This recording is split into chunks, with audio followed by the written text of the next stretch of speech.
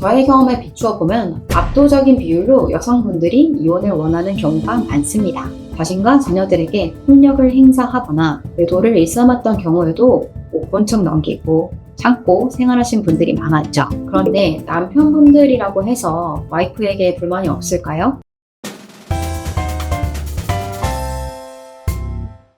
안녕하세요. 이혼 전문 조유라 변호사입니다. 저는 이혼 전문 변호사로서 많은 분들의 이혼 절차를 법률상 대리하여 이혼, 위자료, 재산분할, 친권 및 양육권, 양육비에 대해서 합의, 조정하고 소송을 통해 법적으로 다투기도 하며 혼인관계 정리를 도와드리고 있습니다. 그런데 제가 최근 상담을 하며 느낀 점은 황혼이혼을 원하시는 분들이 너무너무 많다는 것입니다. 정말 해가 가면 갈수록 황혼이혼을 원하시는 분들이 급증하고 있는데요. 결혼 생활을 30년 이상 하셨던 분들이 이혼을 통해서 결혼 생활에 완전히 마침표를 찍으려는 이유가 무엇일까요? 오늘은 제가 지난 10년간 이혼 전문 변호사로 있으면서 지켜본 60대 이상 황혼이혼의 특징에 대해서 알아보겠습니다.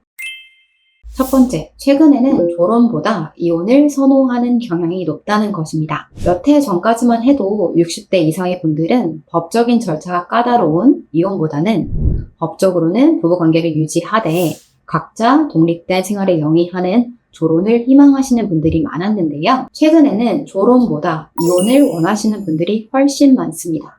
왜 그럴까요? 졸혼의 경우에는 부부가 혼인 공동생활을 영위하지는 않아도 법적으로는 여전히 가족관계가 유지되기 때문에 상대방과 따로 생활한다고 하더라도 상대방에게 법적으로 재산분할 등을 청구할 수 있는 권리가 인정되지 않습니다. 이에 반해 이혼은 법적으로 혼인관계를 완전히 종결시키는 것으로 생활적으로 뿐만 아니라 경제적, 사회적으로 완전히 남남이 되는 것이고요. 혼인생활 중 형성한 재산에 대해서 내 몫에 해당하는 금액을 재산분할로 청구할 수 있고 상대방이 그간 나에게 잘못한 부분에 대해서도 위자료를 청구할 수 있습니다. 이처럼 졸혼은 이혼과는 달리 법적으로 재산에 대한 권리를 보장해주지 않고 여전히 부부로서 법적인 책임을 다해야 되기 때문에 최근에는 졸혼보다는 이혼을 많이 선택하고 계신 것 같습니다. 지금이라도 내 몫을 챙기고 남은 삶을 상대방으로부터 완전히 벗어나 나답게 자유롭게 살고 싶어하는 분들이 많아진 거죠.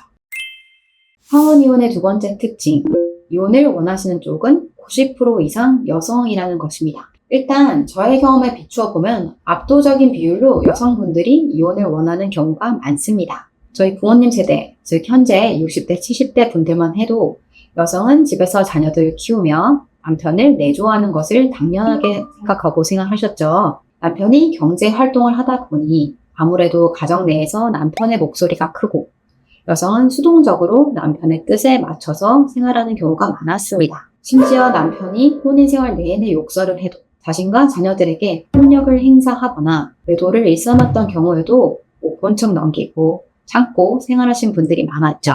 그런데 이 여성분들이 엄마로서 자신의 가업을 다하고 자녀들을 출가시킨 이후에는 더 이상 참고 살 이유가 없어 보입니다. 남편은 나이가 든 이후에도 여전히 나에게 강압적인 태도를 보이고 젊었을 때는 회사라도 나가니 낮 시간 동안에는 자기만의 시간을 가질 수 있었는데 남편이 퇴직한 이후에는 하루 종일 계속 붙어 있어야 하고요.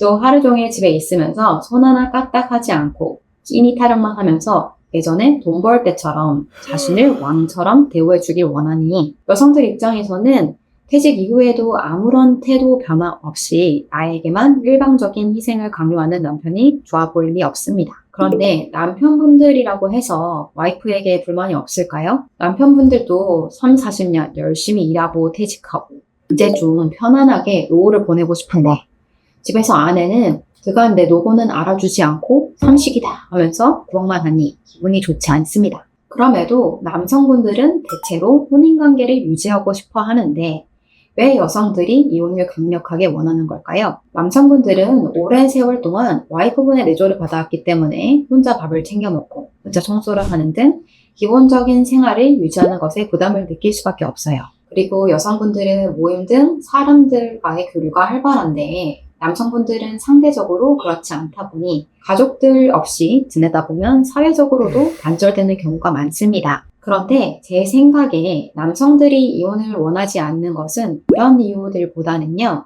재산 분할에 부담을 느껴서인 것 같습니다. 지금 황혼이혼을 원하시는 세대만 해도 남성분들이 평생 경제활동의 주체로 생활했기 때문에 대부분의 재산이 아버님 명의로 되어 있는 경우가 많죠. 남성분들은 이혼을 하게 되면 내 명의로 된 재산의 50%에 해당하는 돈을 아내에게 떼주는 것에 큰 부담감을 느낄 수밖에 없습니다. 와이프분으로부터 받던 기본적인 케어도 받지 못하고 재산까지 떼줘야 하니 남성분들의 입장에서는 이혼을 할 실익이 전혀 없는 거죠. 그래서 남성분들은 막상 아내분들이 이혼 소송을 제기하면 처음에는 이혼을 하기 싫다고 하면서 이혼 기각을 구하는 경우가 대부분입니다.